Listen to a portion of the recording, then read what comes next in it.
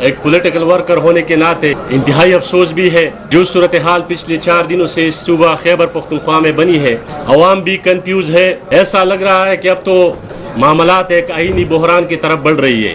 اس صوبے کی جو گورنر ہے انہوں نے رات دیر ایک ٹویٹ کی اور جو استعفیٰ وزیر اعلیٰ صاحب نے گورنر کو بھیجی تھی اس پر اعتراضات لگا کر واپس کر دیا گیا.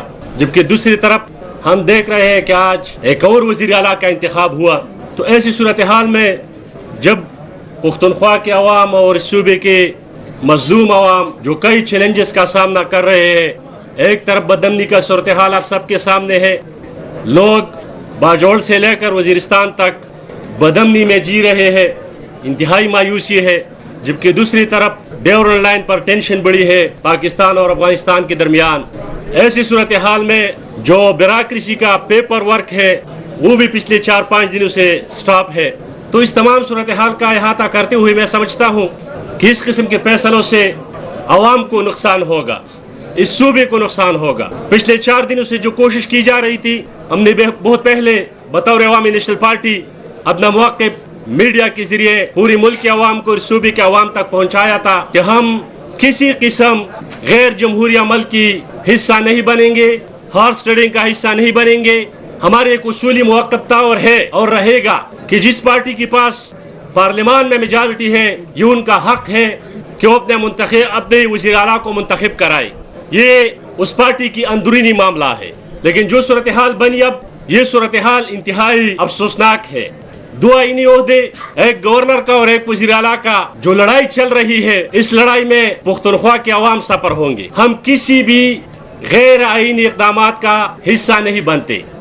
مقتدر قوتوں نے جو صورتحال اس صوبے میں پیدا کیا ہے، اس ملک میں پیدا کیا ہے، جو تجربات اس صوبے میں کی گئی، اس تجربات کی بنیاد پر عوام سفر ہو گئے. یہاں بدامنی مزید پیدا ہو گئی، بے روزگاری میں اضافہ ہوا، غربت میں اضافہ ہوا، مہنگائی میں اضافہ ہوا، اور جو گورننس ہو رہی تھی وہ گورنرز کچھ اچھے رزلٹ نہیں دے رہے تھے. اب عوام بھی کنفیوز ہے اور آپ تمام صحافی حضرات بھی کنفیوز ہے. ایک طرف گورنر کہہ رہا ہے کہ میرے پاس 2 استعفے آئے تھے، انہوں نے ابھی تک استعفا قبول نہیں کیا. جبکہ دوسری طرف ایوان میں ووٹنگ ہو گئی اور ایک نئی وزیر اعلیٰ کا انتخاب ہوا. تو ایسی صورتحال میں اس صوبے کی جو مشینری ہے، جو بیوروکریسی ہے، جو انتظامیہ ہے، وہ کس طرح چلے گی؟ جو مختلف ڈپارٹمنٹ ہے، اس ڈپارٹمنٹ کا جو پیپر ورک ہے وہ کس طرح چلے گا؟ یہ انتہائی افسوسناک بات ہے. میں سمجھتا ہوں اور ہمارا یہ موقف بڑا واضح ہے، جو بھی حکومت منتخب ہوتی ہے، جس کے پاس میجارٹی آتی ہے، وہ گورنمنٹ بنا دیتی ہے. اگر وہ کچھ ڈیلیور نہیں کر پا رہی، جس طرح یہ موجودہ حکومت ڈیلیور نہیں کر پا رہا تھا، تو اس کا احتساب ہر 5 سال بعد عوام ہی کا مینڈیٹ ہے، وہ احتساب کرے گی. لیکن ہماری اس ملک کی بدقسمتی ہے کہ ہر الیکشن کو مینیپولیٹ کیا جاتا ہے، اس میں پولیٹیکل انجینئرنگ کی جاتی ہے، عوام کا جو مینڈیٹ ہے اس پر ڈاکہ ڈالا جاتا ہے. جس طرح 2024 کے انتخابات ہوئی، 2018 کے انتخابات ہوئی یا 2013 کے انتخابات ہوئے، اس سے مسائل مزید پیدا ہو گئی، مزید پیچیدگیاں پیدا ہوئی، اس سے مسائل کم نہیں ہوئی. ہم سمجھتے ہیں جن چیلنجز کا سامنا اس ملک کو ہے، اس صوبے کو ہے، وہ سارے مسائل جو ہے نا وہ پولیٹیکل ہے، اور پولیٹیکل لوگ ہی ان مسائل کو حل کر سکتے ہیں.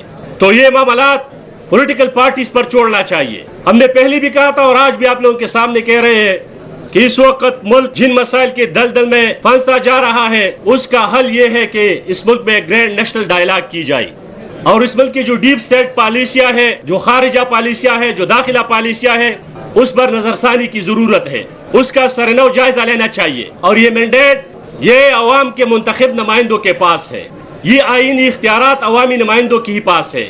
لیکن بدقسمتی سے اس ملک میں آئین پر عمل درآمد نہیں ہوتا. وزیر اعلیٰ جو سابقہ ہے یا موجودہ ہے ہمیں تو پتہ نہیں ہے، اس نے ایک اعلان کیا کہ اپوزیشن کو انہوں نے کوئی فنڈ نہیں دیا، باقاعدہ یعنی اعتراف کیا.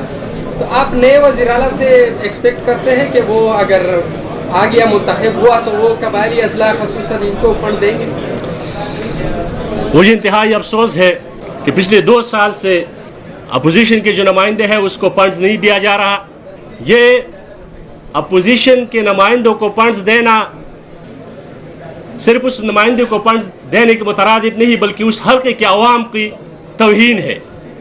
میں جس حلقے سے منتخب ہو چکا ہوں، بائی الیکشن میں نے الیکشن جیتا، اور دنیا جانتی ہے کہ ہم نے 45 پر اس ایوان میں آئے لیکن بدقسمتی سے پچھلے 2 سال سے میرا علاقہ بھی قبائلی علاقہ ہے، ضلع باجوڑ، پچھلے 2 سال سے ہمیں ہمارے حلقے کو ترقیاتی اسکیموں سے اور فنڈ سے محروم کیا جا رہا ہے۔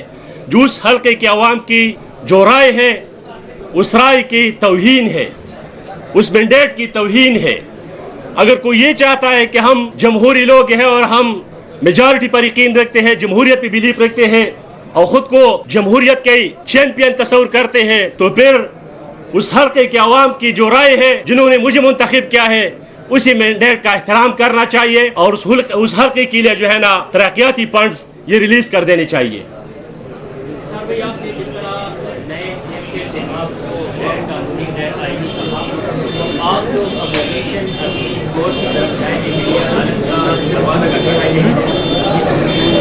دیکھیے، جس طرح ہم نے یہاں آپ سب لوگوں کے سامنے کہا کہ ہم کسی بھی غیر آئینی اور غیر جمہوری اقدام کا حصہ نہیں بننا چاہتے۔ اس سے پہلے جو کوشش کی گئی یا جو کوشش کی جا رہی ہے پس پردہ، ہم نے بڑا واضح طور پر کہا ہے کہ عوامی نیشنل پارٹی کسی بھی ہارس ٹریڈنگ کا حصہ نہیں بنے گی، کیونکہ جن جماعت کے پاس میجارٹی ہے، یہ ان کا مینڈیٹ ہے، ان کا حق ہے کہ حکومت بنائے۔ لیکن یہاں ایک اور بحران پیدا ہوا جو آپ سب لوگوں کے سامنے ہے کہ گورنر صاحب کہہ رہے ہیں کہ میں نے استعفیٰ قبول نہیں کیا ہے، جبکہ یہاں ایک نئی وزیر اعلیٰ کا انتخاب ہوا۔ تو ایسی صورتحال میں تو اب سب ساتھی بھی کنفیوز ہوں گے اور صوبے کے عوام بھی کنفیوز ہوں گے۔ تو اس جو آئینی بحران پیدا ہوا ہے یہ بڑا افسوسناک ہے۔ سربراز صاحب، پنجاب کی جانب سے آٹے پر پابندی ہے، اس بارے میں پنجاب کی جانب سے تو ہر دفعہ آٹے پر پابندی لگائی جاتی ہے۔